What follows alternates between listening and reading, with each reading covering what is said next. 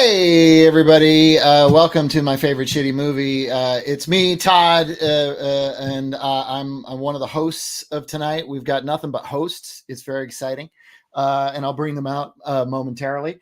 And as you learned in the last couple episodes, we have a sponsor in the form of Magic Mind, which is a mental performance shot. I'm about to take one, so hopefully my mental performance will not offend the other hosts on the show.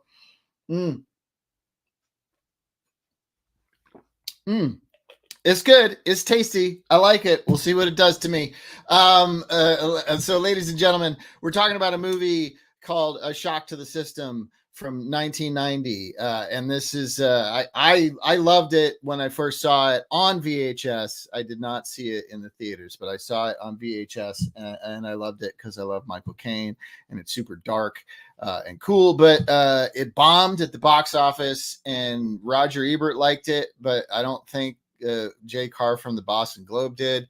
This is one of those kind of middling sort of critical responses, but it's actually a fun, dark, comedic thriller. Well, we have two more hosts. It's not just me. Firstly, back on the show, she's hosted, she's guested, she's the maker of horror movies that are very good, and she also loves shitty movies like Caligula and whatnot. She's a producer. Her name is Dana Guerin. Hi, everybody. Hi, Dana. And Dana, you have a talk to me hand in the back. I do. Okay, wait. I have to bitch about it, though. It's funny you should bring it up. Oh, I love this movie. Oh, great. And I went on A24 and saw they were selling the hand, but I didn't read the fine print. This is not just a model of a hand. It's a fucking pipe. If you can see, there's a hole right here, and you suck through the finger for some reason. It went from like a cool thing to have on a shelf to the dumbest thing in this house. I mean, why? So it actually lives high up on a shelf just so no one else can see the secret. That is, the hand is a pipe. I would totally smoke out of that thing. I don't care. All right, you're staying far away from my bookshelves when you come over. Yeah, hide that thing because I will smoke out of it. Our other host, it's nothing but hosts. It's very exciting. I hope we don't like rip a lesion in the time warp thing, multi-universe. That happens, right? I see that magic brain is really going. It's really helping. It's really working. Ladies and gentlemen, he's a writer, producer, and he's been on the show a million times. Mark Haynes. Hello, everybody. Hello and welcome. And I am still marveling at the hand. And when you were saying we're going to rip and I just kept thinking a finger. We're going to rip a finger. Is that what it is? Because that's the kind of thing. Like I remember I've had a few like shelf tchotchke type things like that where you're like, that looks super cool from over here. Mm-hmm. Like you get up on top of it and you're like, no. And it just, for whatever reason, I'm remembering this. When I was very young, my mom must have gone apeshit buying cologne for my dad through Avon or something, because it always came in these weird containers. Mm-hmm. And one of them was a silver locomotive that I thought, as a little kid, 5 years old, I thought was the coolest looking thing, until I realized it had liquid in it. And then I dropped it and it broke and it went everywhere. But it was just that kind of thing where you're like, this looks super cool. And then you get up on top of it and you're like, no, this is not as cool as I thought it was. Yeah, opening it up in front of my teenage kids was, oh God, they should me just a little bit. Mom, why? I mean, like right now, it looks amazing. It's like, oh, look, there's Mom and her crack pipe. Fantastic. Although I want that. Some things to talk about with their therapist. I want that Shatner print behind your printer. That's great. I love that.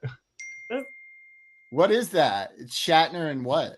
It's the first album cover for the Cramps, off the Cramps. Oh. But with Bill Shatner as the art. I see. On a wall in New York, and I had to have it. It had just been sitting there. I was just like, pretty please. They're like, what would you pay for it? And admitted I find it priceless. Yeah, I They were feel like the 30 same. bucks. I'm like, yes. I feel the same way about my Brandon Bird print of Lambert back, which is Christopher Lambert and Sean Connery in Highlander. And Sean Connery's in his Spanish outfit, but Lambert's on Sean Connery's back, like all happy. And Sean Connery looks like he's just got the weight of the world on his shoulders. It's one of my favorite things of all time. Speaking of which, so Mark is the person who wanted to talk about this picture, Shock to the System. And it was so weird when he said, hey, I want to talk about this, because I was like, oh my God, I just watched that like 3 weeks ago. Just randomly was like, I want to watch Shock to the System because I hadn't seen it in a million years. So what is this movie to you, Mark? Where This movie was again, like you, I watched it first time I saw it was on VHS. The poster is the blinds shot of Michael Caine looking through the blinds, and I'm trying to remember yes, that's the famous image that ends up on the poster, or at least for the VHS release, for sure. And I just remember getting this and watching it because it I'm a huge Michael Caine fan and always have been. And I got this and watched it, and it's like, he's not a nice person in this movie. Mm-hmm. And it was probably the first movie that I don't want to say that I recognized a character, especially a protagonist, could be morally ambiguous. For me, it was just kind of like, as we were talking before the show started, I was in college in 1990 and just, figuring out what I was going to do when I got out of college. And of course, this seems like a documentary about how people in New York kind of behaved in the kind of crazy yuppie atmosphere that was still going strong at this point, and so, a lot of pleated slacks and high hair and the whole thing. And you're just like, oh boy. Yeah. This is a flashback in so many ways. So, I mean, we talked about it. I love this movie, and I actually think it's a great movie. But when we talked a couple of weeks ago, we were trying to define, plus for other guests that I was talking to, potential guests that I was talking to, it's trying to define what is a shitty movie. And it could be a great movie that did terribly. And this movie, to say it did terribly is probably an understatement. I mean, just quick glance was a $10 million budget, a $3.4 million box office is like, there's no math that's going to make anybody happy about that. No, This is like sort of in the Office Space category of movies, a great movie that absolutely tanks on first release. But then I think Shock to the System, maybe not as much as Office Space, but it kind of got a cult following on VHS. Well, and I'll certainly qualify it too by saying that there were parts of Hello, Kitty. Yeah, we'll have that one. We'll have that over here shortly, I'm sure. What's interesting about this movie is that I haven't seen this in a long time, and the last time I watched this movie, I was not writing or producing full time. I was still in my previous iteration as an information technology executive, and after really getting into writing and character and story and the whole 9 yards, this movie has a lot of problems. Sure. You just kind of, but it does not. Again, this is something, at least for my personal definition of a shitty movie, is that recognizing those problems and overlooking them and still being entertained. Because Michael Caine's in it, and I mean, there's a lot, and certainly there's a character actor that I don't recall the guy's name off the top of my head, who plays his I guess it's his boss, George, at the office, who is, a fixture of everything shot or filmed or performed in New York from probably the guy on the left there. And let's see, what is that guy's name? That is John McMarlin. And he is just everywhere. And, you know, he was generally kind of a voice of authority figure. Law and order, just like anything. And I just like, if he shows up in it, you're like, okay, this is a legit picture. You know? Well, we So have Michael Caine elevating it, and Yeah, for sure. Elizabeth McGovern bringing it way down. they kind of You know, cancel so each it other does out. land right here. But it What also, about Swoozie Kurtz? What did she do? I don't think she was either here nor there. You know, I have a thing for anyone who was in Dangerous Liaison, so she and I Right. are always square. But it, you know, it was kind of the beginning of the video market, and this poor baby movie gets released with Pretty Woman, who, you know, let's face it, if you were going to see one, and if you were going to see it a dozen times, you would see Pretty Woman Yeah, six times before you seeing Shock to the System once. if you had a date, you went to Pretty Woman. If you were an incel, you went to A Shock to the System. I don't know that what did they call incels in 1990? Nerds. Nerds. Me, Oh my God. Uh, Odd. Yeah. Everybody yeah. erase that part. Just back it up. Dana, where did you see it first? Did you see it in the theater, or did you get it on video? No, my parents had a Betamax, man. Oh shit, you saw it on Betamax? Yes, we she went saw to a the better picture. technology that died instantly. Yeah, We but it was had better a than Betamax VHS. technician who would come and fix it. His name was Ron. I remember him really well because it wasn't a stable machine, so he fixed it a lot. It wasn't stable. It would just like break Was down. it was it a top loading machine? Yes. Oh, yeah. Oh, That- that sounded. Yeah. It was wonderful, and then I love those things. I was like, I had that. We found my parents own a campground in Maryland, and that's where I grew up. And occasionally, you would have people living in trailers, and when they, many times, would just move on, leaving all of their earthly belongings behind. Some unearthly belongings, as well as I recall. But one guy left a working beta video recorder, and I remember grabbing that because the beta films were all like $1 at the video store when VHS kind of took over. And I remember that, you know, before the internet, before any of this stuff was available, I was like, why is this one not available? Because this picture's 1,000 times better. Like it looks better than the VHS tape. it was a better technology. Yeah, my grandpa had a top loading Betamax player, but he only had 6 Betamax movies to watch, and they pretty quickly stopped renting those out. So it was the player and these 6 movies. I saw The Sands of Iwo Jima with John Wayne a million times during the summer.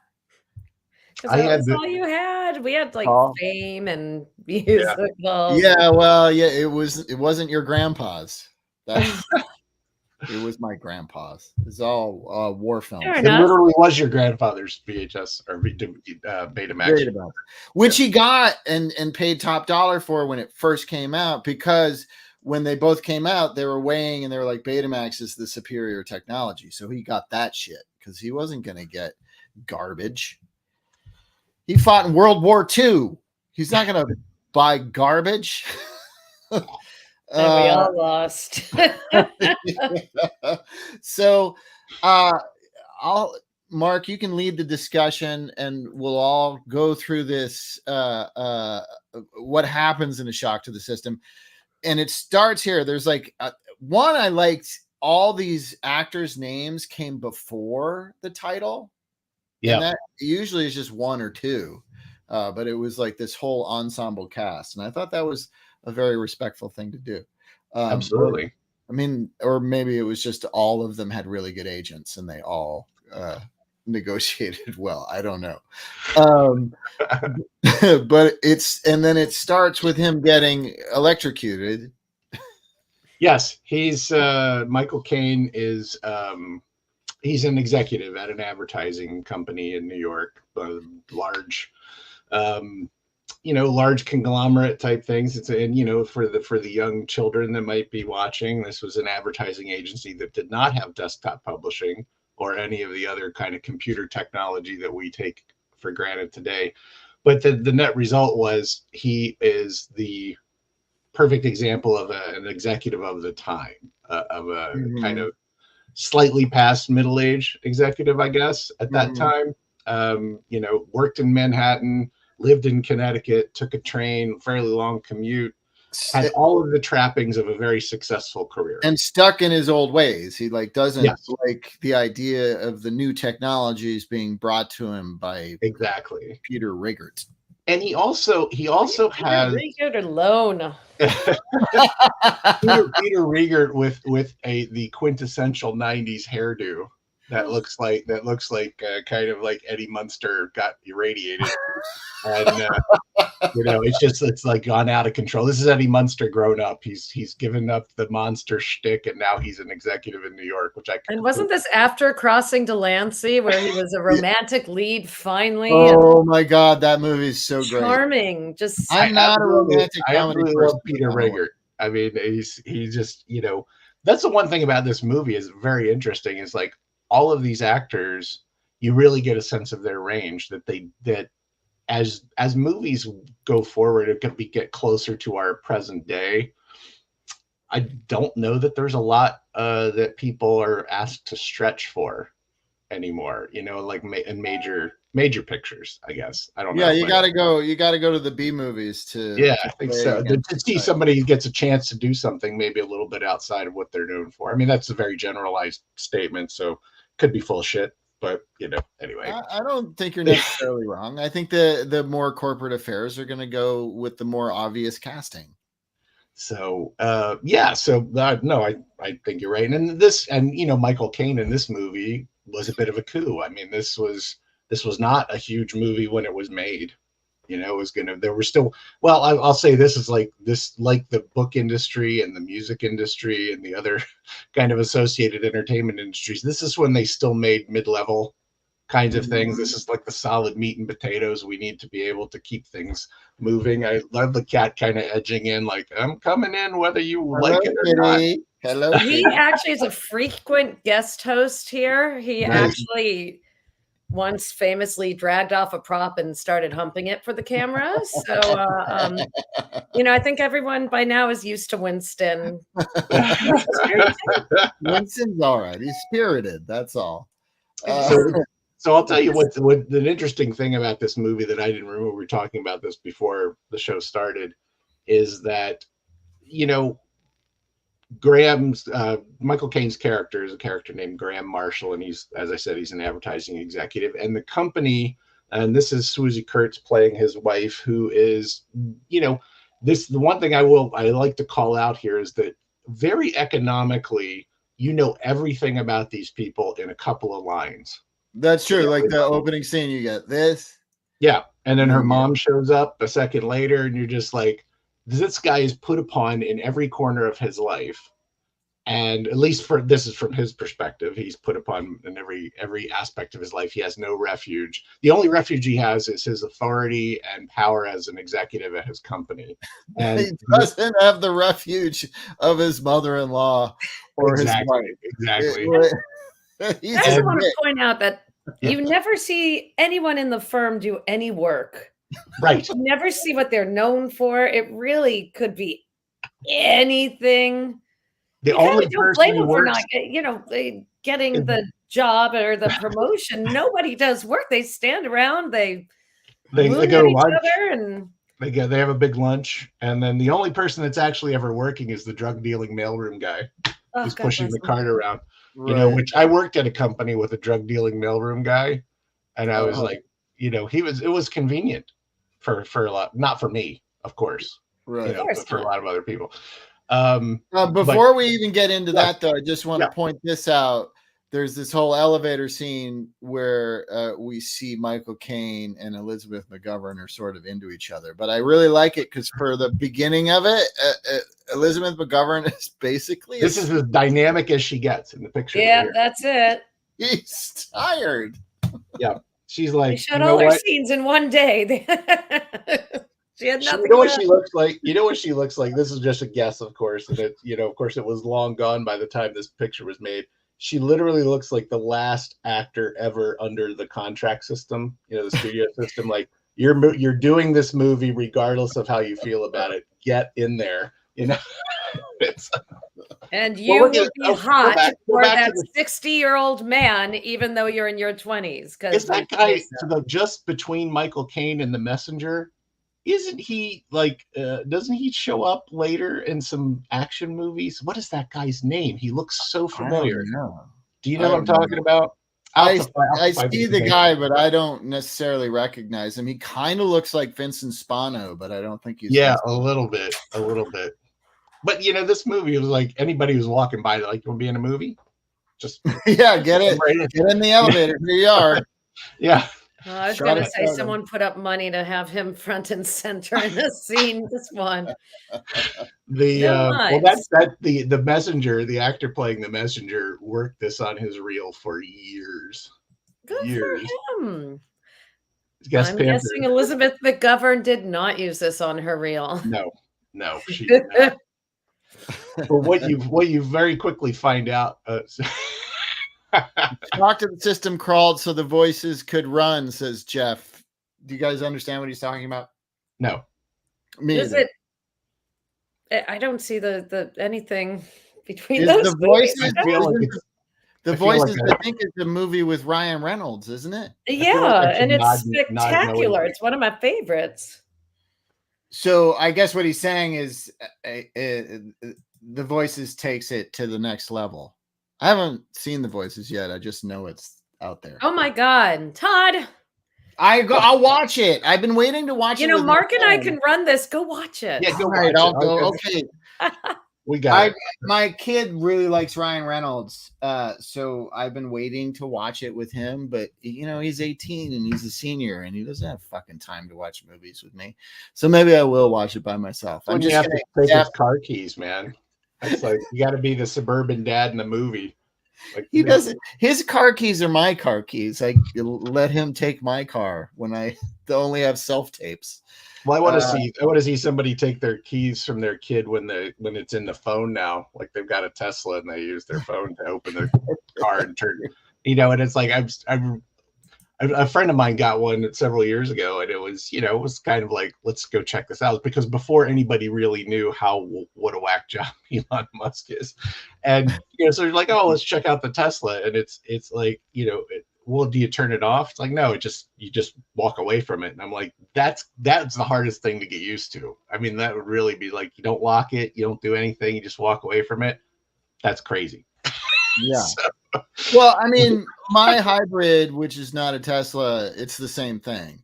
And the problem is I have this car from 2022, and then I also have a Honda Civic from 2002. So if I'm going back and forth driving the two, I always forget to lock the fucking Civic, which is something I should do.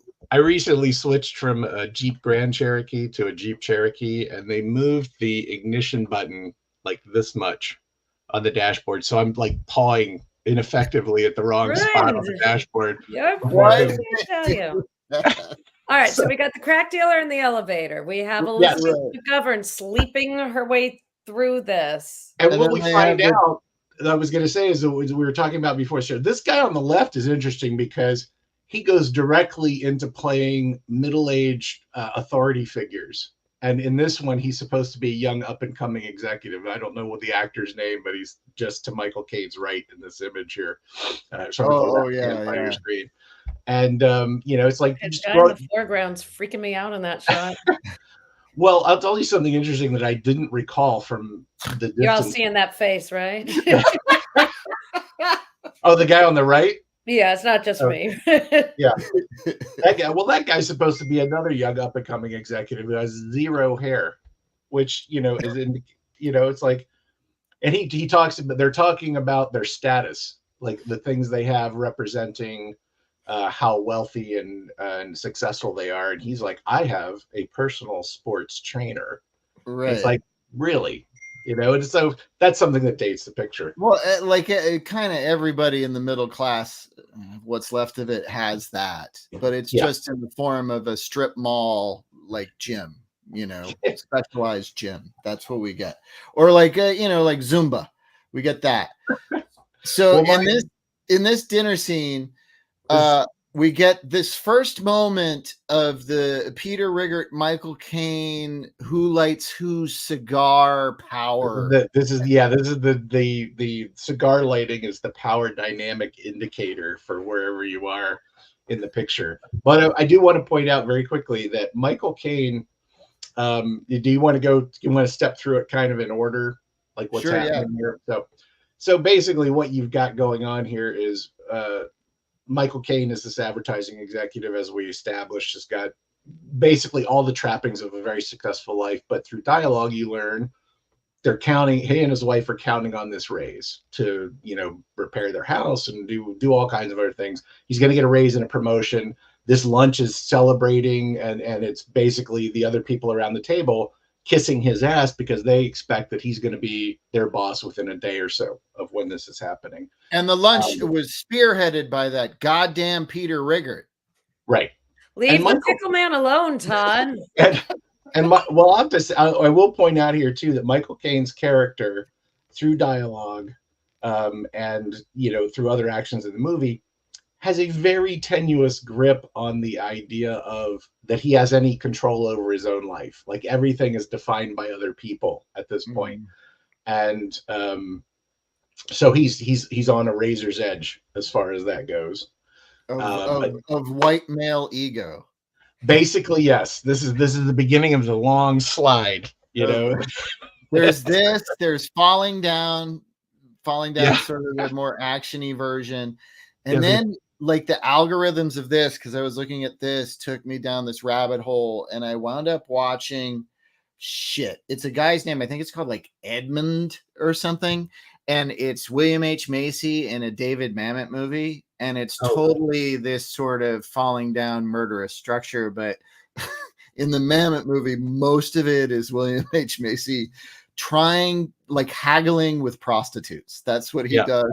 Yeah. For most of the film is haggle with prostitutes. He's speaking Mamet dialogue, so they don't understand what he wants. No, they're like, I guess that's how humans speak. It's William H. Macy goes through some really long spiel, and then like, do you want a date?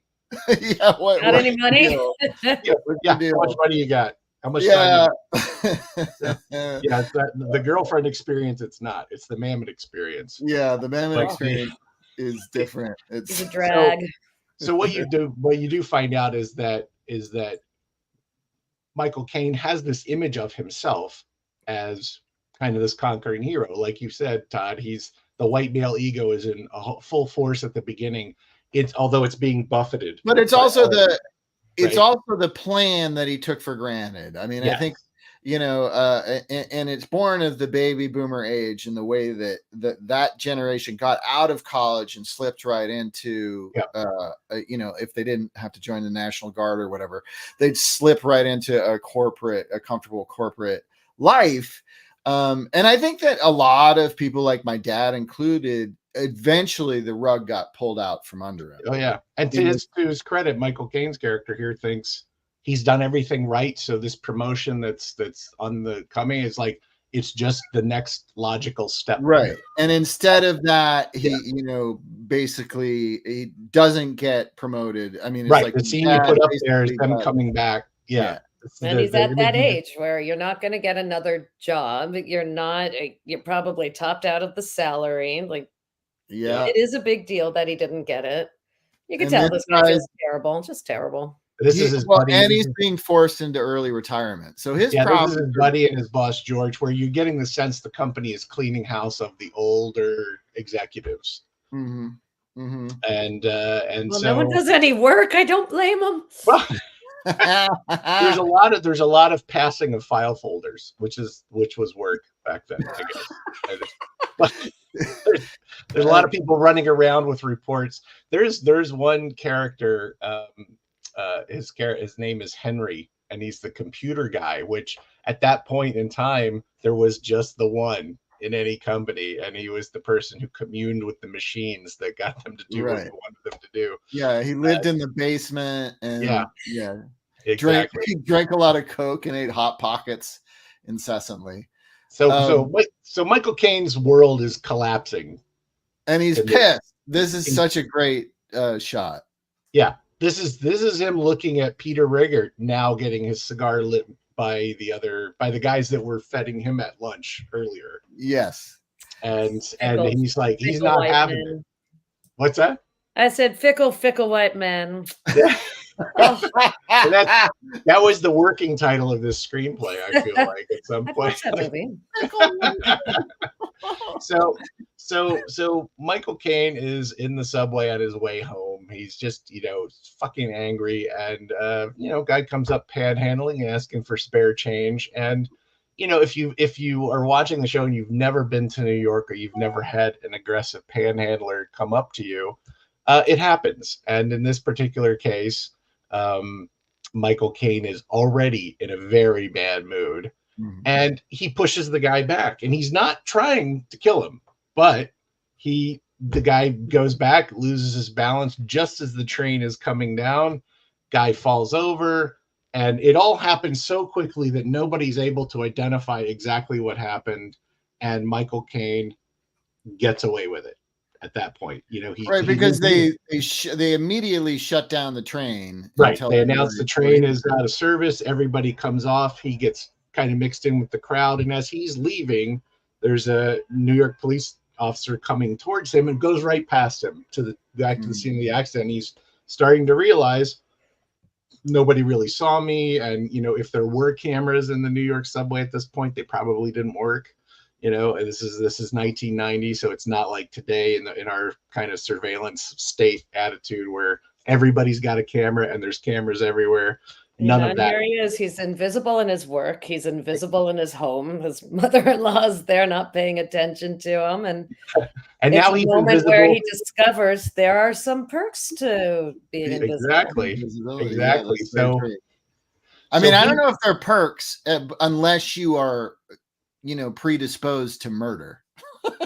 and all the while, his inner monologue we're privy to. So there's a narration going where he is fancying himself a wizard, and he can manipulate and he realizes that this might be the solution to every problem in his life.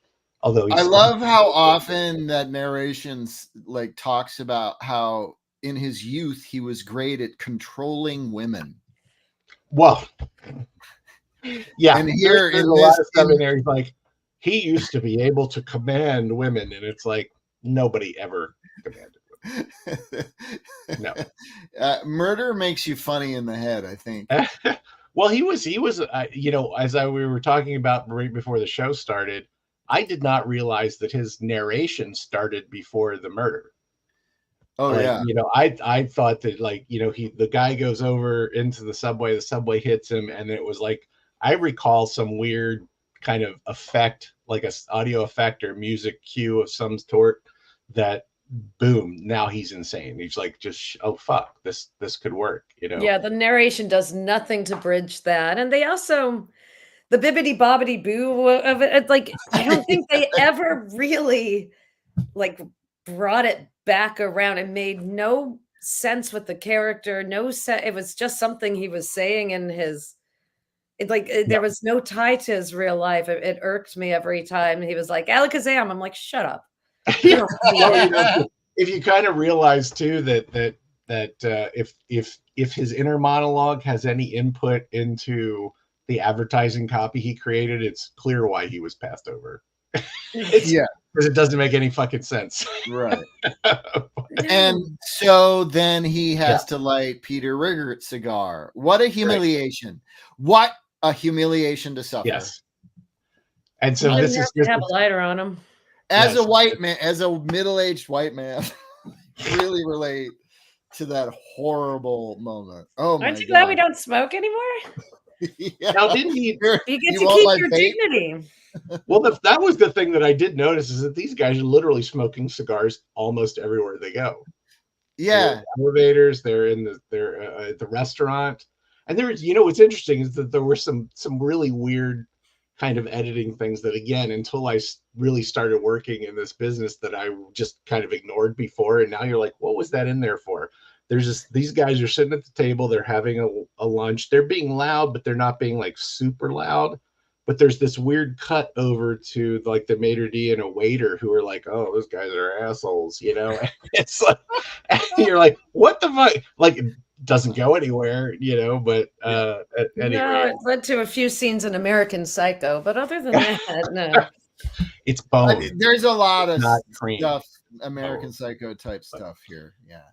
So, well, that's and I think this is the in some alternate universe, Shock to the System was took the place of American Psycho, probably. Yeah, I like it way more than American Psycho. I had way too many problems with American Psycho.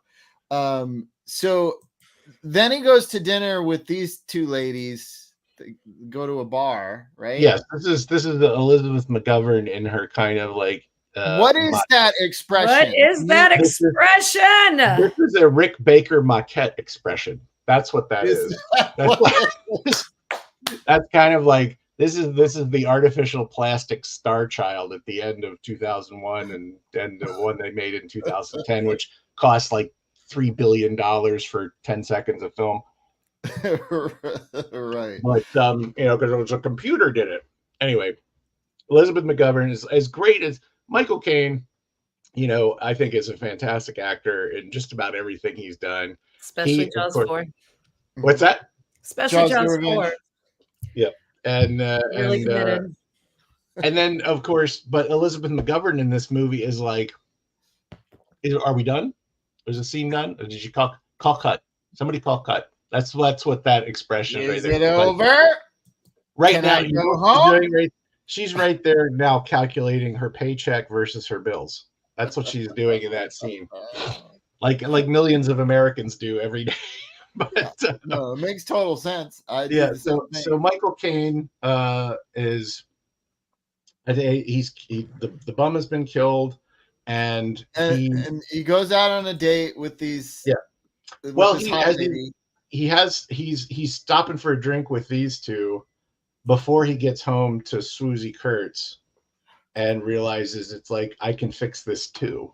And he does it because her exercise machine is constantly tripping the fuse in their house, tripping the circuit breaker in their house, which, he's so lucky to have a wife that still tries to keep it tight for him. Yeah, goddamn, you're right. This boy's been, he just lays there. He offers nothing. He's Michael Caine. That's why Elizabeth McGovern's such a good match, because she's already dead. Not drinking her magic mind and staying on top of the times. Yeah, Elizabeth McGovern, drink your magic mind, god damn it. Oh gosh. Yeah. Swoosie here is, of course, he feels very put upon by her. And honestly, looking back at her dialogue, she's not that at all, actually. No. And look at this hot silk outfit she works out in. One would be happy to come home with that. There's a scene it's after this. I think they go to see Riegert and Riegert's girlfriend at their house, at their place. But before that happens, a very important thing gets set up. What was that? Oh, yes. So Michael Caine takes her down. He realizes at the beginning, the shock to the system, of course, is Michael Caine getting an electric shock off the light that's above their fuse box because he grabs a water pipe, which, I was like, I don't know if that's common knowledge or not, but that's something you wouldn't normally do. Shouldn't grab it. When working with electricity, you don't want to grab you don't want to grab a cold water pipe. Yeah, exactly. So water. So Caine realizes that that this could be his way out of the Swoosie Kurtz situation. I believe she's victim number 2 after the bum. Yeah, and this is just a setup. He's only realizing things in this, but I do have a clip of this scene. I want to apologize in advance. Hillary had a late night last night, so we couldn't do it with Hillary. She wanted to play Michael Caine. I had to do it completely by myself. But that doesn't mean that you shouldn't vote for Hillary as America's favorite teacher. There is a link in the comments. Vote for her. Votes are free, and you can do one a day. I'm on it. Do it. Here's the clip. I apologize about the. Oh, wait. What? I'm looking at Jeff's comment where he said Elizabeth McGovern's friend in the movie, played by Jenny Wright, should have had McGovern's role, and we all agreed with that before the show started. We were talking about that, and it's like she did wonders with the lines that she had, and then every time they cut back to McGovern, you were like, I know Jenny Wright was in all of these little horror movies for a while, and then away she went. Yeah, why does that happen? It's irritating. People who are good should just keep getting to work if they want to. I know. I think she peaked at Near Dark, and that was it. Bye, girl. Yeah. Well, here you go. It's the very clip of Michael Caine telling Swoosie Kurtz how to turn on the light. Now, reach out with your left hand, grab a hold of that chain, and pull down hard.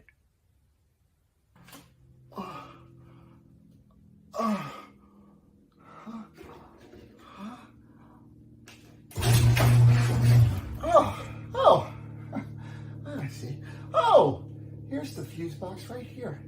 Oh, my hands are so disgusting. It's disgusting.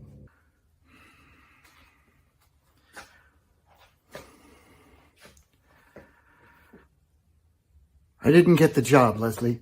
Oh, I see. So what do we do next? What? The promotion. I didn't get it. Of course you got it, Graham.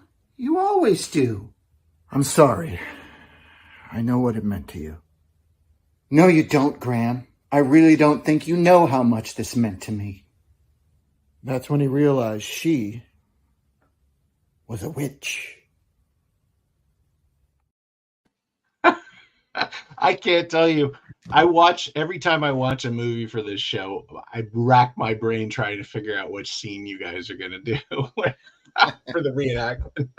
I was really hoping it would be an Elizabeth McGovern scene, and you could just stare listfully.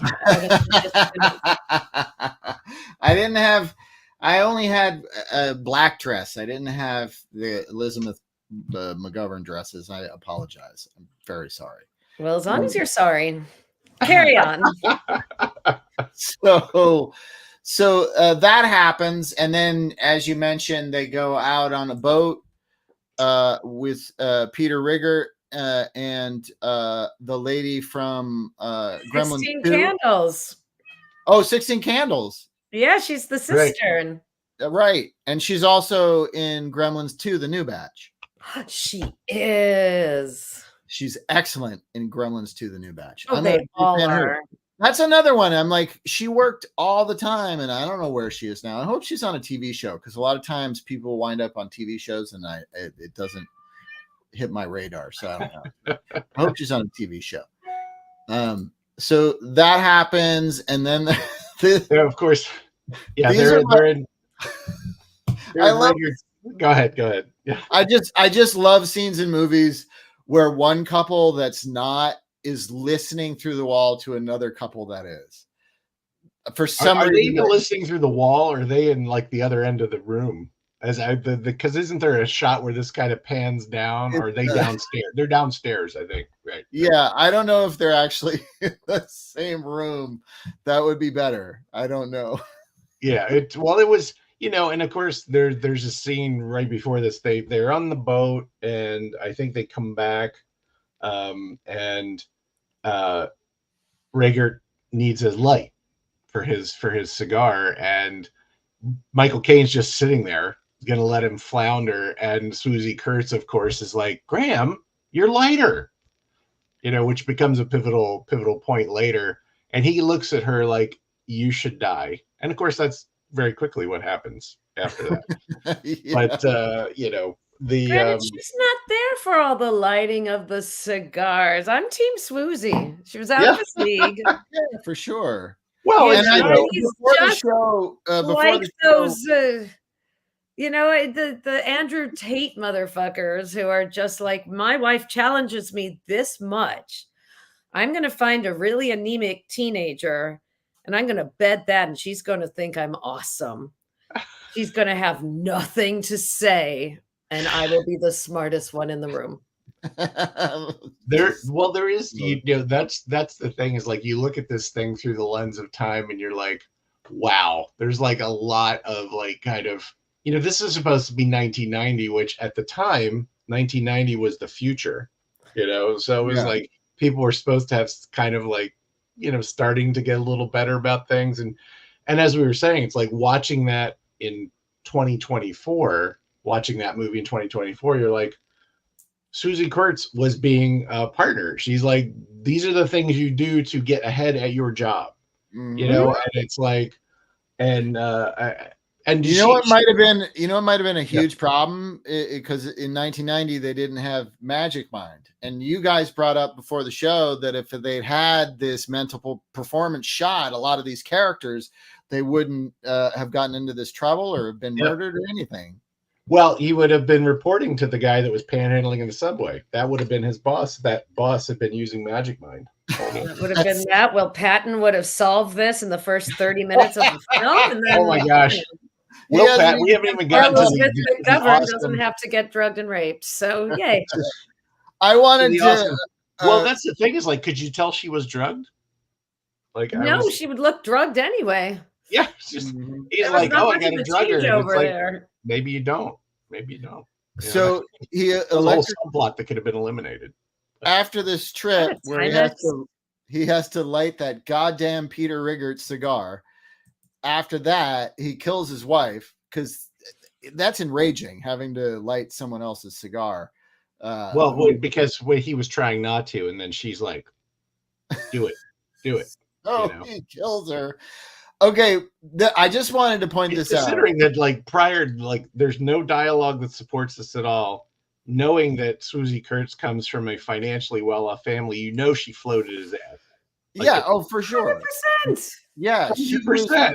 she was banking on his promotion so she could be independent from her family for the first time in her life. But instead, he kills her.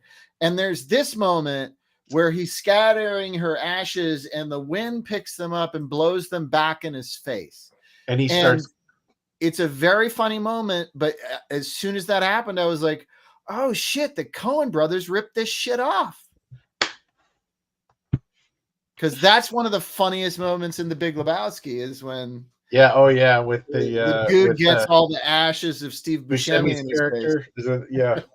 I was Team Donnie. That was all devastating for me. Oh my god, Donnie was a great character in that movie. Oh, I love him so much. Yeah, he was great. So then, after he gets ash in his face, he gets bothered. What's funny is, like, I would like to think that the filmmakers were using the ash back in the face as his plan is going to start unraveling. And of course, the next thing you see is Will Patton walking up on him while Michael Caine is all quietly celebrating that his wife is dead and is sitting in the driveway. And as Dana said before the show started, this is Will Patton still thinking, it's like, if I comb it right, no one will notice.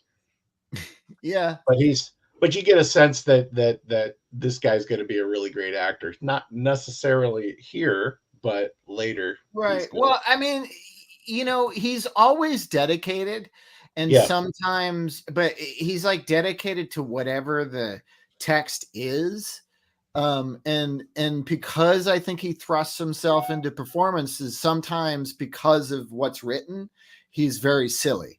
Well, what my favorite role of his was of kind of the 1980s and 90s was No Way Out. Yeah. Where he was he's tragic in that and a little evil. Great. Yeah. I was like, it's just so amazing. And it was, Roger Ebert about this particular movie said, he's like, oh, I didn't see that coming. And it's like, how did you not see that coming? In this, it's like, oh God, you're undoing your entire 3-inch thick book that I studied as a kid. It's like, I didn't notice a thing. but you know, later with in No Way Out, Will Patton just blew my socks off in that movie. I mean, they don't give him much to do. He comes, he asks a question, and goes, "Okay, you're cleared of your wife's murder." That's it. Very short Right. scene. Yeah, there's but he well, You keeps know, he's Michael never, Caine's lining up her ashes and snorting them on He the keeps- dashboard, he and he's keeps just like, snooping. "That's normal." he never gets. He's never a real threat. No. Mm-mm. But he keeps snooping. That's the Right. important thing. So Right. maybe there's a cop problem. So Michael Caine's back at the office. People are talking to him. So is her. Oh, look how hot she is for him. Look at that Yeah. sex. She can barely keep it. See, this is the other Oh, one. look, all the cats are Oh, coming. all the cats. We have all the cats tonight. I got Ginny on the floor. Oh my God. Yeah, Yes. that's not a hot for you face. That's a what's No. wrong with you face. No, that's all her faces. Well, this, you know, it's like you know, if I had the money and the time, I would go back and do another film that is what was occurring in, at this point, I don't know if it was called Human Resources in 1990, but at this company, those people have problems. That's all I'm saying. Oh, that would be a fun series. Yeah. You know, just like cut it in with this. And this, of course, is the computer guy who Michael Caine comes back to find out has been planted in his The office. computer guy who I Yeah. think they went with this guy because he's of Asian descent, and that must be the Yeah. computer guy, but he looks like a fucking martial artist who can kick anybody's ass. I'm not sure. I mean, maybe he's a Well, he has computer an incredibly 90s ponytail with Yeah. his suit, you know, which is just like this guy is already more fashionable than anybody I know. He should be So- in B movies all over the place, you know? He may well be, but Yeah, he probably was. But he handles it. Michael Caine goes screaming in at him, and he's just like, yeah, meh. like maybe, Ah. and that's what he keeps saying. Maybe you should talk to Bob. Yeah. He keeps sending him back to Bob. We'll talk to Bob. Oh, Yeah. and then there's the retirement party where that New York actor guy is sad. Yes, that's isn't- George, who's Graham's friend, Michael Caine's friend, who's, you know, has kind of And a former solitary. superior. What's that? His Yeah. former boss. Yes. Yeah. But I mean, in he's this, the cautionary tale. He's the next step. if he doesn't start murdering more people, he's gonna wind up like his friend. I mean, And how is it that is not sad. always the answer? Yeah, because young women for some reason are constantly going up those stairs. I don't know where all the young women are going, but they're all like, "Congratulations!" The and he's all bathroom's like, up there. Oh, thank. Oh, is that? where I'm the sorry. bathroom Did you is? see the computer guy? I think the women are going wherever that hot baby is. Look at him. He's Let's- glorious. Look at him. Look at him. He's got a couch right there too. Look at him. He had a six pack Look at that before that was suit. even cool, man. Oh my god. Yeah. So sad retirement party. It really was sad. And then this is the male Mailroom guy. clerk, yeah, who's His sells tie drugs. is just as sad as the sad guy retiring. Yikes. And that's when Polo was a brand that the mailroom guy wore. Yeah. I was like, who is this guy? He must be someone famous, but I never placed it. He looks I'm kind pretty of sure like I'm pretty sure he was a background actor on Johnny Be Good. sure. He looks I don't know. kind of like a young Chris Hardwick in this. I see it. Yeah. So but it's not Chris Hardwick, so I was disappointed. I thought that would have been a cool thing to know. But Sam Jackson was in this. Have we gotten to that, Dana? Oh yeah, that was. Yeah, Sam Jackson is playing cards on the street while Elizabeth McGovern stands in front of him, staring off in the distance. Even Sam can't save her from her own expressionless face. But yeah, well, we've got the profile of Sam Jackson before he was Sam Jackson. Well, you know, So- Elizabeth McGovern as the black hole of every scene, where it just like kind of sucks the energy out of like anybody around her. Sometimes she squints. Once in a Yeah. while, she kind of does this. Yeah, it's a So question. that's her range. Or maybe she's just kind of falling asleep.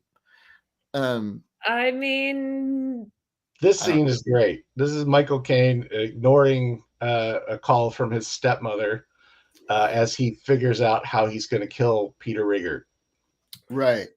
And then before he does that, he has a liaison with the effervescent Elizabeth McGovern.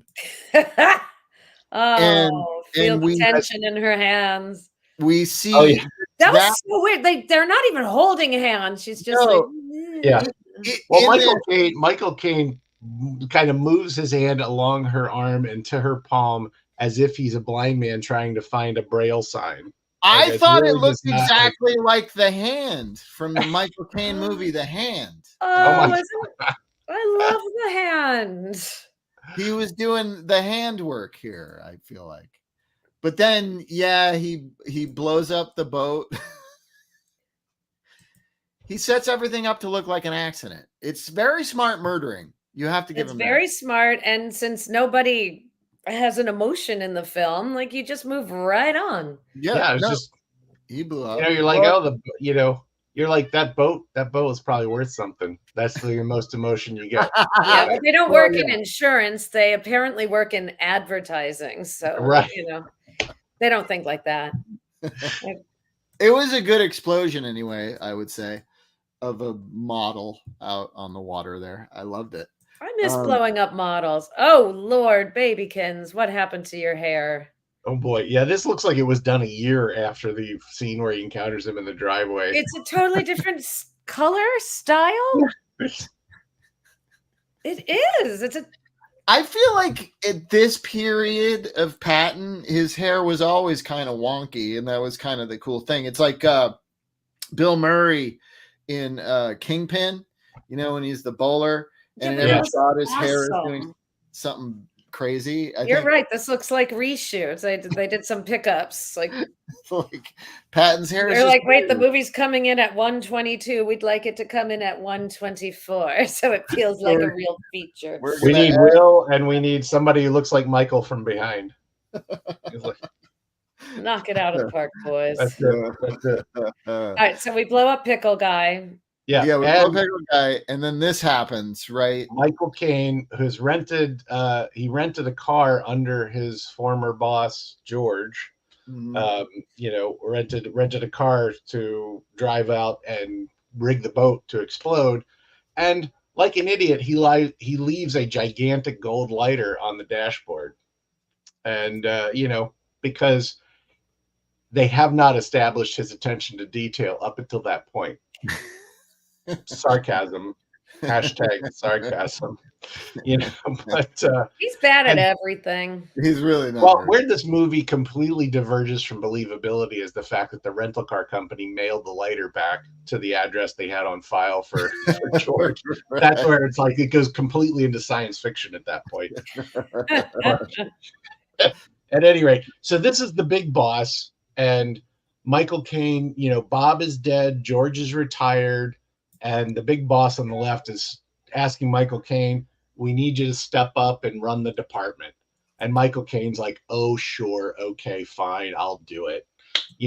Considering that's what he wanted all along. Right. But it's sad that his wife won't be here to appreciate him finally getting the promotion. Right, right. Which he That's doesn't seem too concerned about because as soon as he brushed her out of his jacket, he was probably organizing to sell the house and move into Manhattan and become the next Harvey Weinstein prototype or something like that. I mean, it was just like he just Why do they always turn into that? Why do they turn into garbage? well, in this case, it was 1990. I think Right. that's the only and whoever wrote this movie, based on a novel actually. To And, be fair, he doesn't drug her to take advantage of her. He drugs her to murder someone. Mhm. Mhm. So That's- yeah, it was really uncomfortable there for a minute. I'm like, oh, he just knocked her unconscious and then went about his business. Yeah.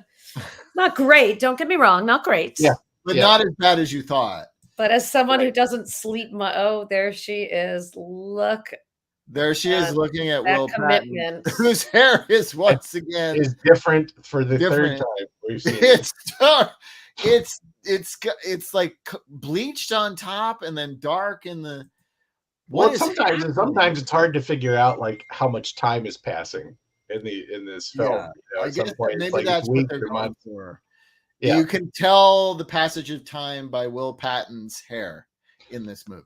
No, you can't, because he seemed to have come from the future in that other scene. It's very. He's in like 6 other movies while shooting this, and Oh my gosh!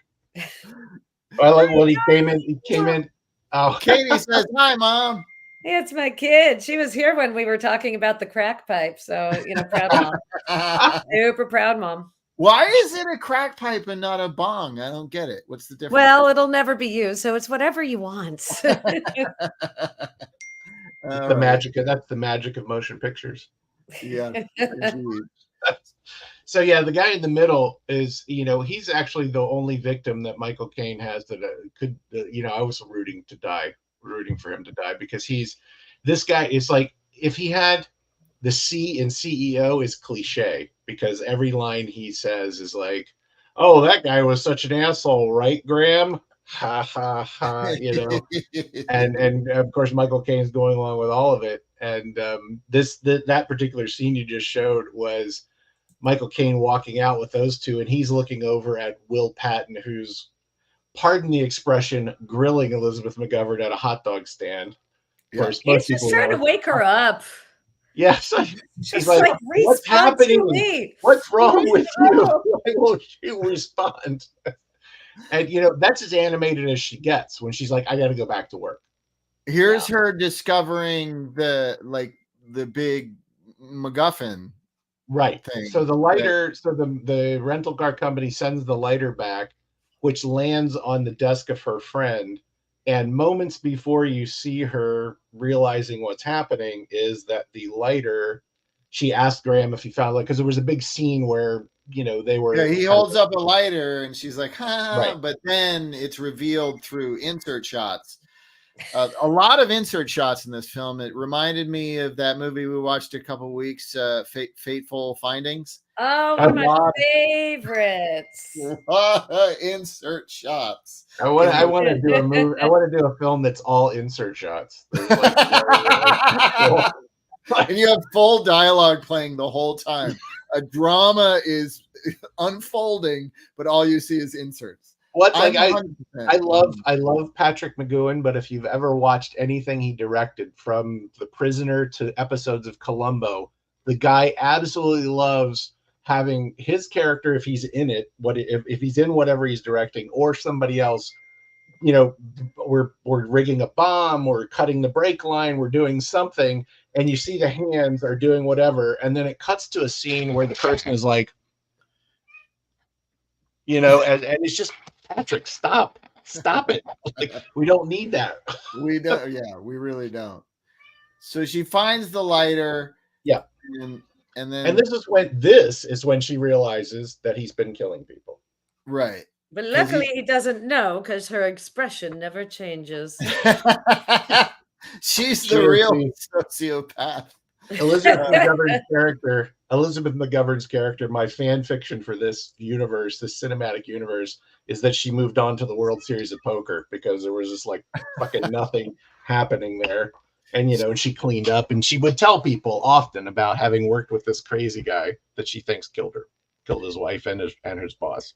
Does anyone remember Kim Kardashian playing poker with mirrored sunglasses? I was just going to say that. That's so funny. Yeah. That's so funny. Oh my God. She look cool. That symbolizes the first 2 decades of this century. These are the biggest people in our country. And that's what they do. It's pretty friggin' funny. So then, Will Patton's still on the case. I guess he's trying to work stuff out. So she finds the lighter and finally calls him. Elizabeth McGovern puts 2 and 2 together, and you would never know it until she pulls out his card and makes the phone call. Right. And she tells him, and then she goes to the subway because it's time to go home. Right. I did really like this shot Yeah. in the movie. And when What? once the subway goes by, it's gone and she's still in the same spot. It's cool. Because I Well, guess it was- we had those waists and those shoulder pads, and it's good stuff. It is very good. 80s. Yeah. But also just the blurry train going by. I really like. Beautiful. It's beautiful stuff. And she's the Um, shock of red in front of everything. Yeah, I mean, you know, when you've got a low budget movie and people take the time to figure out these colors so a shot looks cool, I'm like, yeah, that's awesome. You guys fucking did it. They spent more Um, time on the jacket than on her performance. Well, but the performance is up to her. That was her Um, jacket. They and said, that- "Can you bring some stuff for us to look at?" Well, A director's first job, and you know, you guys tell me, maybe a producer's first job is in when production is on the line is casting. You know, and usually they say it's up to the director, but Look Yeah. at the fear in her eyes. there's Look, so oh much- yeah, she looks terrified. that. She looks like that was the We're look she hot. had. I looking- can't tell. That was the hot dog. That was the look on her face at the hot dog stand when she was like onions. We're just disappointed that this was the 60-year-old she lost her virginity to. We don't know. I love that they do have this shot recalling the bum shot that we just saw an hour ago. There was some good stuff in this movie. Yeah, it's again, and you're like, oh no, is he gonna kill her? She's not concerned, but I was concerned. I will say the budget for this movie converted into 2024 dollars was about $24 million. So if it was being made today, that's how much this movie would cost, or 2/3 of a Game of Thrones episode. So anyway, God damn, but Game of Thrones is expensive. And then he doesn't kill her. You think he's gonna, and then he just puts her on the train And gives off her a he goes. raise. Yeah, he Right. gives her a raise. he actually transfers her earned the to Los raise. Angeles. He transfers her to Yeah. LA. So she stays quiet for the promotion and a better life. I mean, I kind of want to see a sequel about her character, maybe not played by Elizabeth McGovern, but just about her character living with the guilt of knowing what she knows. She took this promotion from a murderer. I don't know. She That did seems- take There the was a promotion, but bit- also she was his alibi and his cover up. That's going to be hard to prove. Yeah. And I'm not saying this character has that much going on in her brain, but Well, I Yeah, think the character does. It might not be portrayed that way. got it. There was a television series around this same time called Prophet. It was an early Fox. Oh yeah, that was a great Well, show. Yeah. Yeah, which I feel like, was a little. It wasn't great, but it was a step up from this kind of thing where it's like, oh, we have a psycho who runs a company. He was like a rich psychotic guy who's killing. But he people. lives in a box, right? Right. Yeah. Well, he has the fully decorated apartment, but there's a secret room, and inside the secret room is the box where he lives. Because that's, and I feel like that's probably not as uncommon as we think. Fair enough. Scary. Yes. All right, so bring us home, baby. How does it end? Yeah. What happens? So Will Patton, encountered. This is Michael Caine coming out of the subway, encountering Will Patton. Will Patton still really doesn't have anything. He knows that Michael Caine is guilty of at least one murder, probably more. And we very quickly find out through Michael Caine's narration that George, his former colleague and boss, has committed suicide. Either took a poison or did some other kind of thing, and just they find him at the train station. And this is, of course, where the police poke him with a nightstick, and he falls on the ground. And that was the only bit of information, because Michael Caine had rented the car under his name, and now there's no way to Right. connect those dots. And then And- what's this? Like, there's a private This- jet. Yeah, this scene is the dark-haired, short, cliche executive officer of the company during a kind of innocuous part of the conversation tells Michael Caine that he has a private plane, that has his own plane, and he goes flying every weekend. And the implication here, of course, is that the audio over that scene is the engine cutting out. in that plane. Mhm. And it's Mhm. Michael Caine's next step to take over the company, which, you know, in our present cinematic world, this would have been the beginning of the Shock to the System cinematic universe, which is too many letters really for an Yeah, acronym. it's too But many for the name. you know, that's what would have happened at this point. Yeah, and this is Michael Caine, of course, turning around to receive the news that the CEO has died. You know, and then cut to the credits. Right. Always with the Venetian blinds in this movie. Yes. I don't know Okay, why. one thing I really do like, every shot of his office, you don't just see he's got the office and he's got the window, but you also see how low this firm is. So on top of like the high rank that we're going for these, and they're flying jets and they're doing no work and they're doing everything. They're still such a middling firm. They're nowhere near the top floor. They're Yeah. nowhere exciting. Their overhead's still kind of low. We're still in a race to the middle, even as Right. we're in the race to the top of this firm. So that I really appreciated when you saw out the window and you saw that he was like, fourth floor. It's like Yeah, that's at best, they were on the fourth floor. What So are your- I love those details. Those are Yeah. good details. So what are your Dana, what are your final thoughts about Shock to the System? It was not a shock. To your system? It's I don't know, peaks and valleys. Everything's so matter of fact, and I don't know. I made it through it. Um, I, spent much more time on Elizabeth McGovern's weird performance than I should have. She Mhm. really, every time she'd like squinted, I had to know what she thought, what she was trying to emote. And of course, like looking back where you weren't even supposed to question why a 25-year-old is sleeping with a 60-year-old, and you just accept it. They don't even have to have dialogue where you go, oh, that's why. Never. Just we're together. You're a man, I'm a woman, and that's fine. We don't need character development. That's all you need. That's all. it. I guess now we do this. So it was fun to rewatch it after all these years. It was fun. I enjoyed it.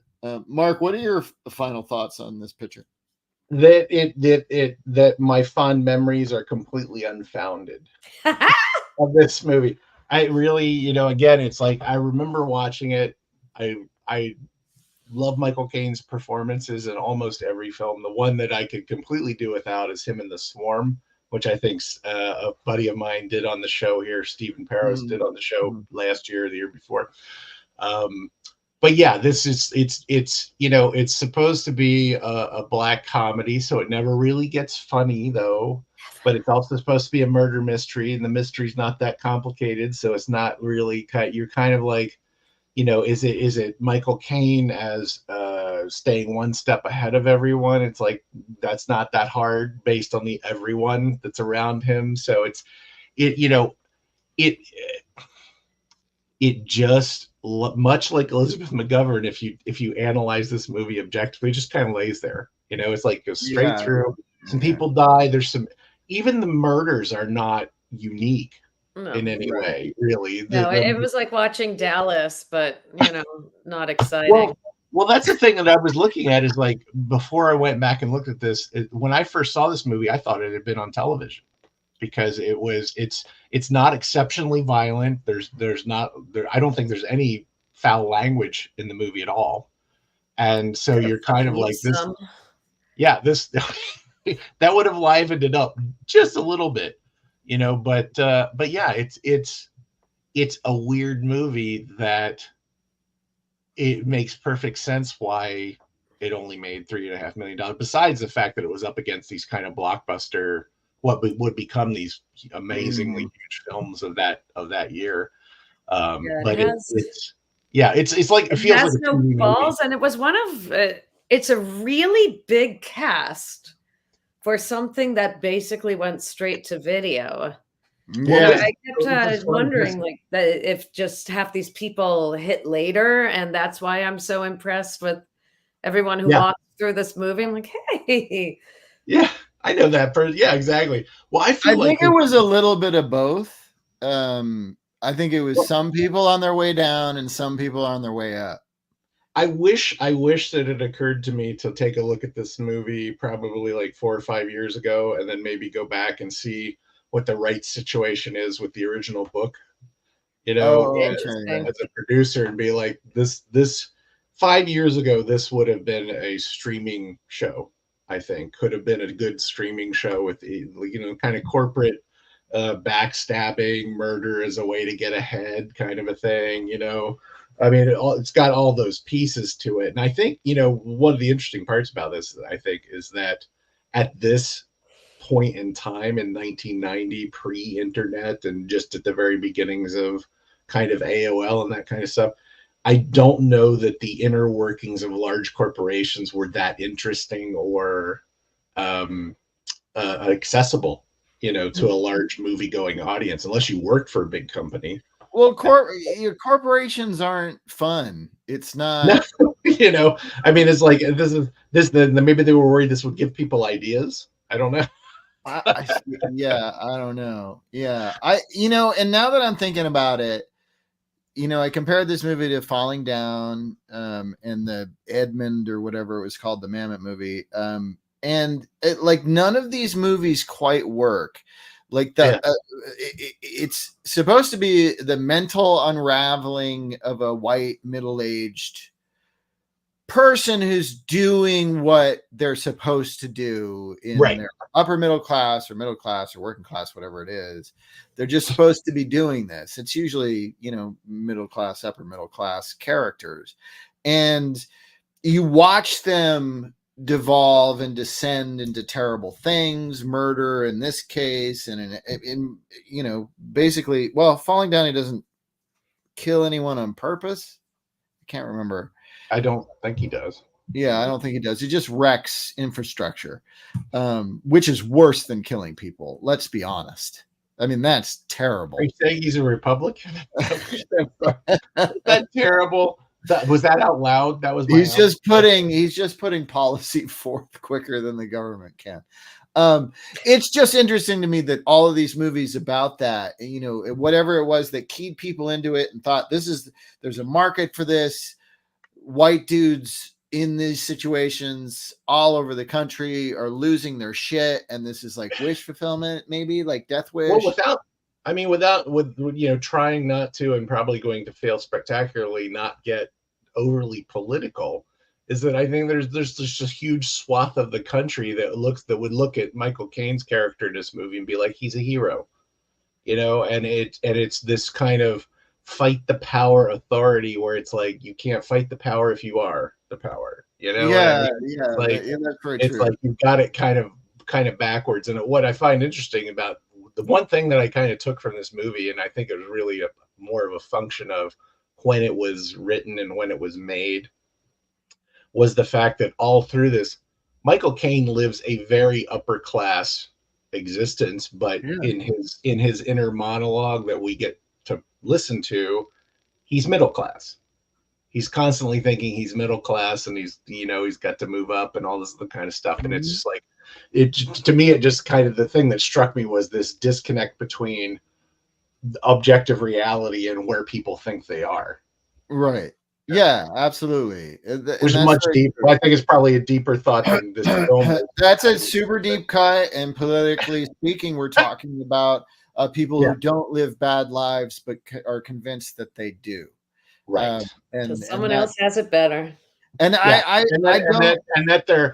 any trouble or friction they're having in their life is somebody else's fault. Always. Right. Oh, yeah. Right. And I think you see that a lot today still, where, it's always, well, someone think of all the white men, when you see them, the anti-DEI and the anti, everything that's happening, how hard it is for them today because someone else has a shot, who didn't used to have a shot, I loved the horrified reaction of people when they talked about this idea that if you level the playing field, that's exactly how you'd feel if you were on the upper end of it the entire time it wasn't level. Right. You know, it's like, so it's like, yes, that makes sense. So you should probably feel that way. Deal with it. Yeah. Or with the Me Too movement when they're like, well, now we can't flirt. It's a disaster. if that's your take, then you suck at flirting.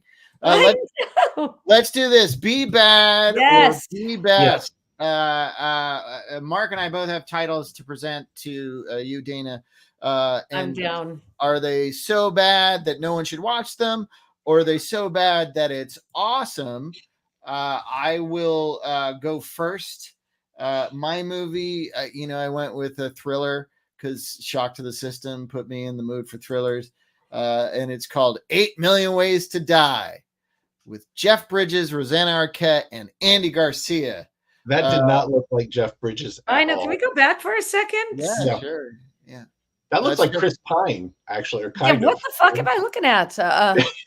It's Jeff Bridges in the 80s. That's like Jeff Bridges in the what's Against All Odds. It's that era.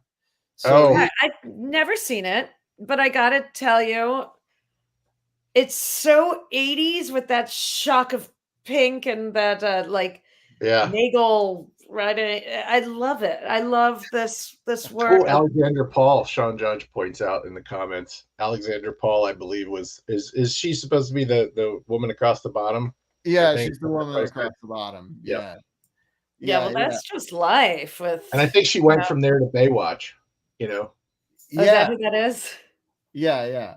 I All think. right, so. I I'm not sure. say you see that artwork and you run. You don't. I'm gonna watch it tonight. There was, It's got a cool there was, car. there was that. It's Isn't that? got that's Jeff the- Bridges looking like Clint Eastwood. I don't know what he's going that's for. the- And I'm gonna- I'm in. So I'm is gonna that, watch it. that's a B I'm gonna best. watch for it tonight. It's Dana. a Phil Collins song, I think.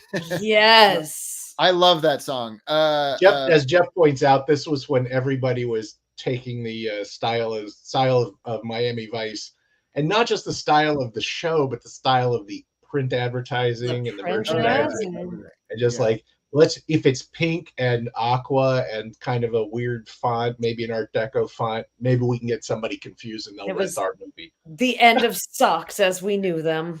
and so is that a B best for you too, Mark? I haven't seen it. I need to. Well, to I see mean, that. you're judging the box art the same Oh. way that Dana did. Yeah, it's got hot girls and fast cars. That would be that. I'll tell you, at the time that movie was out, it would be best 100%. Now I'm not so sure. I'll tell you why it's B best. Okay.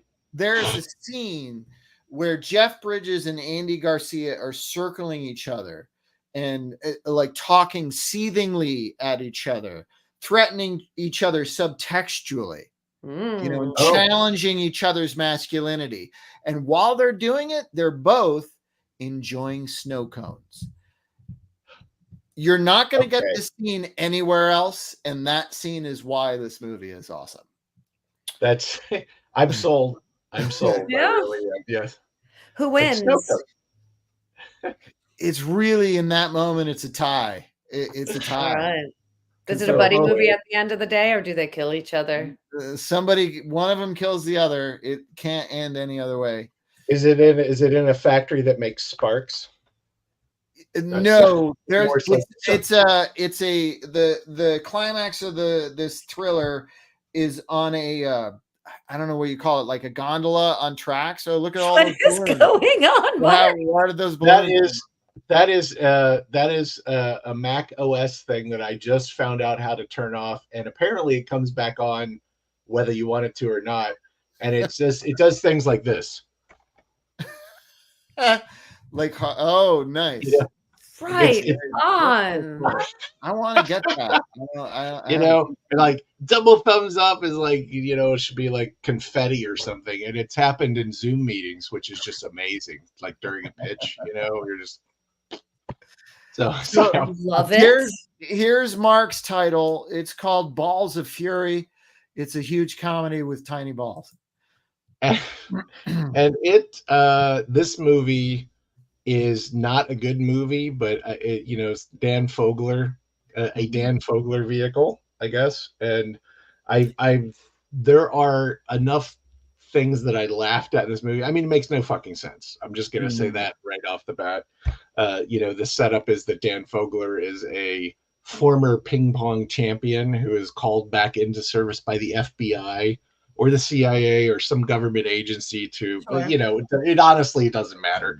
But the this was the career. This is where Dan Fogler was kind of coming up, because you would get Dan Fogler for your movie if Jack Black was too expensive. That was Right. the point in time where this was. And I think Dan Fogler, as I saw him later, when he was, he played Coppola in The Offer on Hulu. Oh, which right, was, right. The Godfather, which is like, that was years away from this movie. But, Dan Fogler's a great actor, and he does some incredible physical comedy in this. It's like, he could have been kind of a spiritual successor to Chris Farley in terms of his For sure. physical comedy. It definitely feels like something that would be a Chris Farley vehicle. And Dana, so is it be bad or be best for you? Well, first of all, love balls. Can't go wrong with balls. And I also love, there's a whole genre of movies where they take inept people and put them in these, they play, it was what's it called, like Armageddon. We can't teach astronauts how to use a shovel, but we could teach or drill, right? Yeah. we could teach you guys how to be astronauts Yeah. in 3 days. So here you're a retired ping pong champion, I guess. Yeah, exactly. A former Olympic ping pong phenomenon. And now you work for the FBI. I like just a dash of realism, and that's what these movies provide. So throw everything they're putting forward. There is that discussion of comedies of a certain era where, like, I think of movies like Stripes, which had like a plot with stakes, but was still funny as hell. And it's like, and eventually at some point people are like, I don't know that the stakes are that big a deal. Like, I don't know if we need that. Right. So, with comedies, it goes back and forth. But Yeah. this is definitely a low stakes comedy. But there's something in comedies to treating low stakes as high stakes. I think that's part of the fun of it. Yeah. I mean, for me, I like begrudgingly call this a B best. But I knew when I finally watched it, I didn't want to. It's just all that there was that I hadn't seen at the time. And I appreciate your commitment. Like you, Mark, I laughed more than I thought I would. Yeah, same here. Christopher Walken is very funny in this. So it's PG-13. I would call it like an Adam Sandler level movie. So if you aren't into Adam Sandler movies, like if Billy Madison didn't work for you, there's no fucking way that this will work for you. But if you like that kind of like just stupid 90 minutes, I'm going to drink a beer or two while I watch this dumb thing and chuckle, then it's there's some gross out jokes, there's physical humor, there's they push the PG-13 envelope. Yes. Well, that's the thing. I do have to say that as far as actors, comedic actors go, that Dan Fogler in any of the things that he's done is Balls of Fury, Cast and Mongers with A-lister. Just right. There's a lot of like cameos and shit. Is that he, I think he has tremendous range as a comedic actor because he can cut tone very quickly and it still works. So I really appreciate him for that. And, this movie is just ridiculous. And I think it's ridiculous in the be best, leaning towards the be best. It's just, it's fun. If you like Chris Farley movies, you'll like this, and you're not wrong about that sort of comparison. Yeah, because thank you. I imagine that this script was floating around and Chris Farley was attached to it, like for a minute. I could see that. Yeah. All right, let's do this. let's do the boost. Mark and I have two titles. Dana, you can weigh in, let us know if we're right or wrong. But they're movies that we just want to call attention to because we love them, and maybe people forgot about them, or I don't know. I'm going to start with. Oh crap! I don't have. What's yours? The Paper Chase. The Paper Chase. I'm sorry. Yeah. For some reason, the poster didn't show up. So tell us about the Paper Chase. Well, The Paper Chase is a movie from the early 1970s, and I can tell you, Timothy Bottoms is the star. He stars as basically it's a story about a guy going to law school in the 1970s at Harvard, and the pressure that he puts upon himself. And really, it's kind of I don't want to say it's a coming of age movie, but it really is about him finding his own voice as opposed to what he thinks other people want to hear. And just as a product of its time, I think one of the greatest actors in film history is John Houseman, which I just was like, anything that he's in, I'll watch. And I mean, this is the guy that spans the range of America's favorite old fart. Yeah, exactly. 7 Days in May and The Bionic Woman. So it's like he has the bit of a range there. And of course, speaking of The Bionic Woman, Lindsay Wagner is the love interest of Timothy Bottoms in this movie. She's there on the right, and no spoilers. You find out that the professor he's trying to impress and that he needs to impress is also her father. So it becomes this kind of weird situation. But one of the things I love about this movie is that it's a window to the past of how people did higher education and things without computers and without all the modern trappings of phones and things that we have today. It's like if you wanted to call somebody, you needed to arrange for that person to be near a phone. At that point, the phones were not with them. So, and aside from 25-cent gasoline that you see on the side in the background of one scene, you're just like, it's just a very interesting slice of life movie from the early 1970s. And, I don't know if it's because I thought a dollar went farther, thinking back, but, my favorite childhood memory is not having bills. So I think at that point in time, so, there is that. But the other thing is that his other students in the class include Blair Brown and Edward Herman. So it's just all of these actors that we knew as mature character actors are children in this movie, but you see the beginnings of these amazing careers that are all starting in these same scenes. So it's cool for that from a film history perspective. Dana, you know this movie? I've watched it. I don't remember it. I was very little, but I totally remember it existing, and I know I watched it. I don't think I've ever seen this, but the on the top of the poster they list all these Last Picture Show and Goodbye Columbus, The Graduate, but also Summer of '42. No one ever talks about that movie, and That's I love okay. that. Oh, that's you don't like it? It's too weird with the adult lady and the grocery boy. I feel like the Summer of '42 was added to that just because of the way they did the graphic design. They're like, we need another pivotal movie. Like, put one in there. You could have just done 3 of them centered that, on the top there. Sean Judge loves The Paper Chase. There you go. Oh, cool. Well, there you go. I am going to boost this movie because everybody's talking about Civil War right now. Okay. And, Civil War is an okay movie. But there was a movie from a couple years ago that did what I feel like I wanted to get from Civil War that I didn't quite get. So I'm going to boost that. Not that it's part of a very successful franchise. So I don't know if it needs a boost, but I'm going to boost it anyway. The Forever Purge. If you saw Civil War and you were disturbed by it, or it moved you in any way, I would kind of recommend. I mean, the Forever Purge leans harder into the horror part of the genre, but I mean, for me, it's like a way more effective a downward spiral into the horror of Civil War than Civil War was. I'm not saying Civil War was bad. That's not what I'm saying.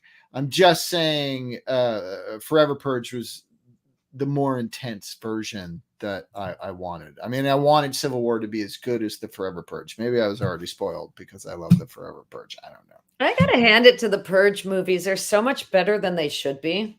Yeah. And Yeah, it always I takes agree. me a I while agree. to get to one because I'm never in the mood. And then I watch it. I'm like, God, that was thoughtful. It had something to say. It had commentary.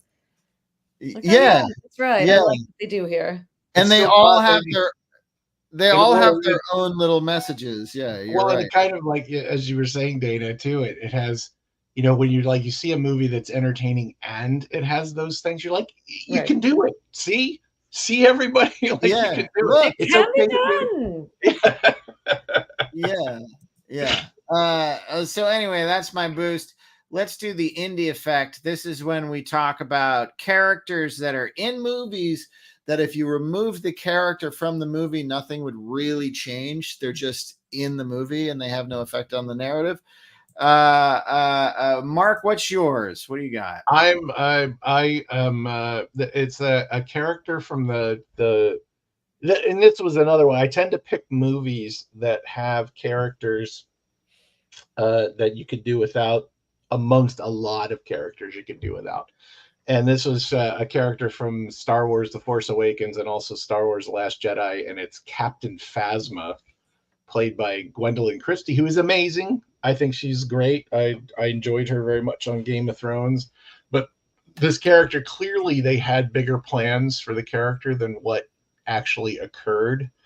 And, literally, there's just, she's presented like she's supposed to be the new big bad. Like they had Darth Vader in the first three.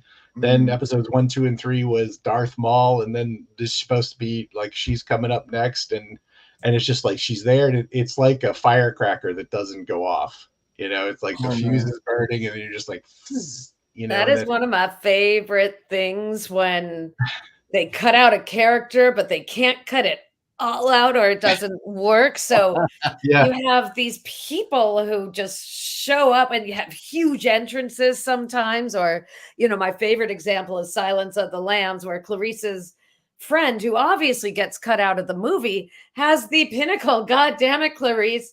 He knew her. She cracks the case. It's not Jodie Foster. They were like, oh, I guess we need to leave that in.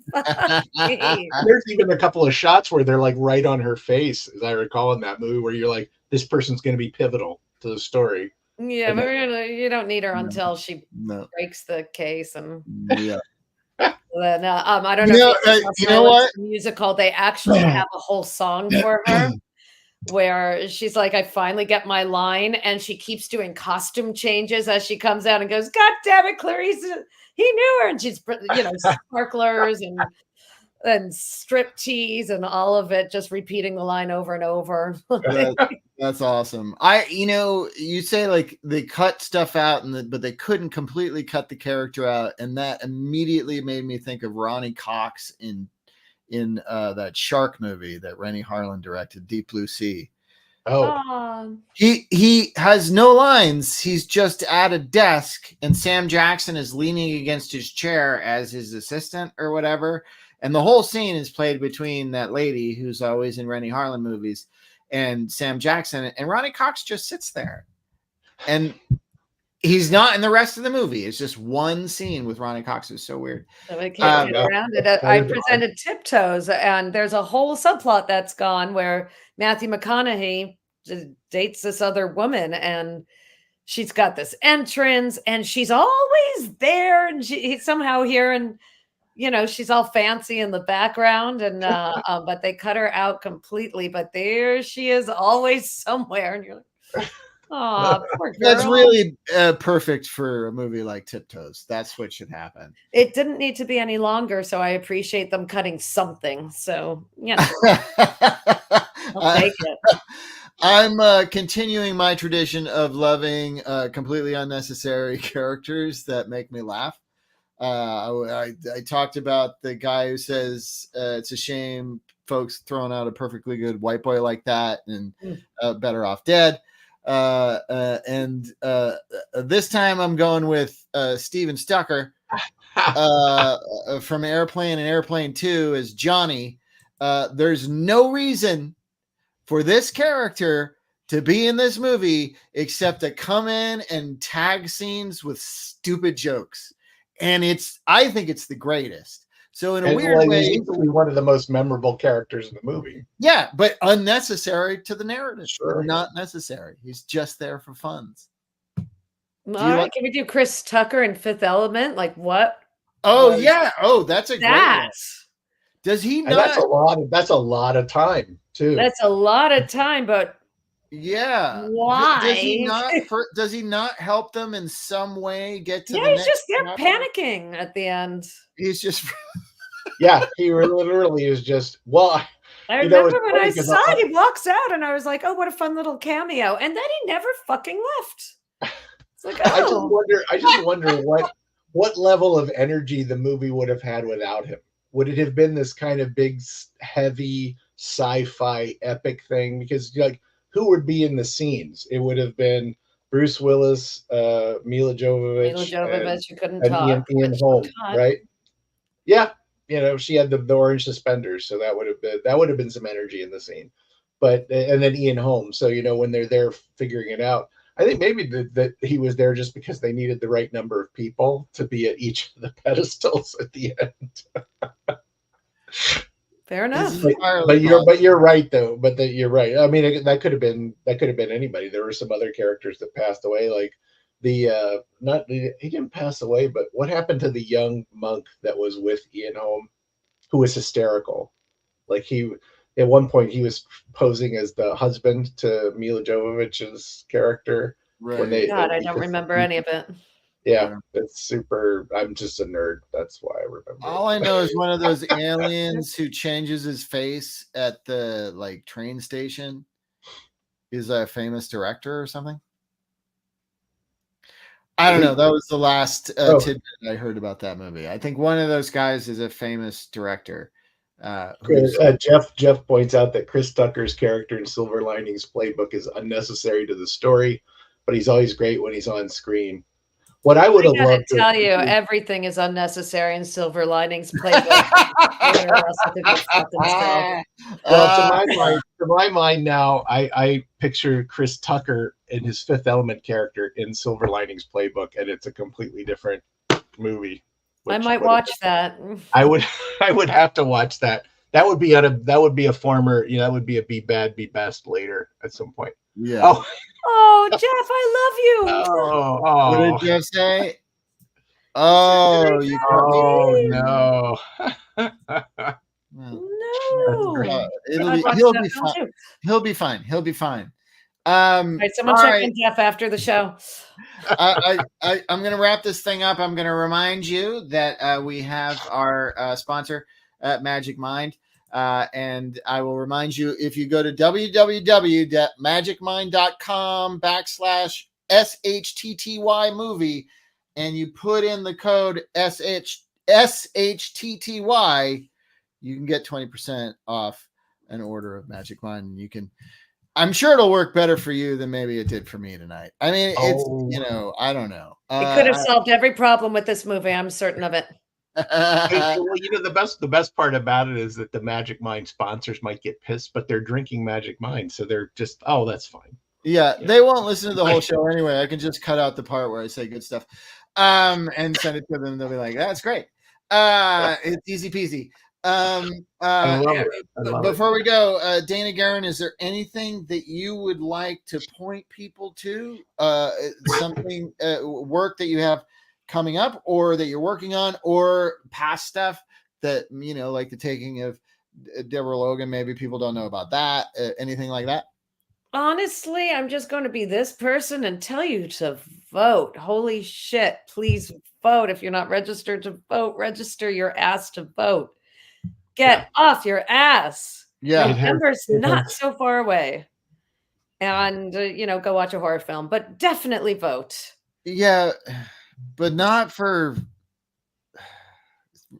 Kennedy. Hi, Hillary. Just stay off the Kennedy. Yeah. Like, I don't understand. If you hate two candidates, but you're like, yeah, I'm going to vote for this guy, that makes no sense. If somebody said the Kennedys are history, and that's true. And Yeah. it's I don't know. I liked all the Kennedys except for Robert taking photos with Biden from 2 weeks ago. I was like, well played. Like, he's not one of us. I will follow Dana's suggestion and just be like, everybody needs to vote, because if things go sideways, it's I can tell you when it's going to happen. It'll happen between the time somebody says you've got a deal and the time that the check arrives. That's like when shit's going to go sideways. So I need people to vote to keep everything stable so that my company can survive. Right. Yeah. I would love you all to do that for me. Do it for Mark, people. Indeed. I Yeah. would appreciate it. So would my investors. Vote in November, and you can practice voting by voting for Hillary Davis Anderson Yay! as America's favorite teacher. There is a link in the comments. Vote for Hillary. All right, Dana, Mark, thank you so much. This was amazing and awesome. You guys are great, and we'll see you next week. PJ Marino is going to be on the show, and he's going to be talking about a sci-fi channel movie called Ghost Voyage that he is in. Right on. We'll see you next week. Bye, everybody. Thanks, everybody.